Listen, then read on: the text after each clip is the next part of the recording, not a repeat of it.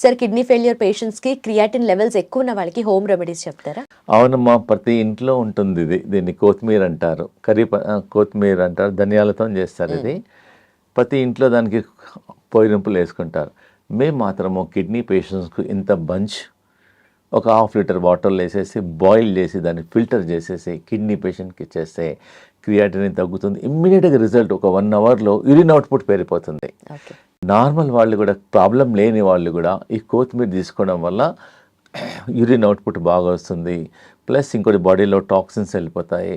చాలా ఎఫెక్టివ్గా పనిచేస్తుంది. కొత్తిమీర అనేది రాంబాణం లాగా పనిచేస్తుంది కిడ్నీ వాళ్ళకు.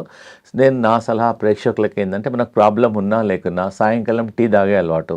ఇంత బంచ్ కొత్తిమీర తీసుకొని వాటర్లో వేసి బాయిల్ చేసి 1 గ్లాసు 1/2 గ్లాస్ అయిన తర్వాత తీసుకోవడం వల్ల కిడ్నీ ఇంప్రూవ్మెంట్ అవుతుంది, కిడ్నీ ఫంక్షన్ ఇంప్రూవ్మెంట్ అవుతుంది. ప్లస్ డయూరిటిక్ లాగా, న్యాచురల్ డయూరిటిక్ లాగా పనిచేస్తుంది.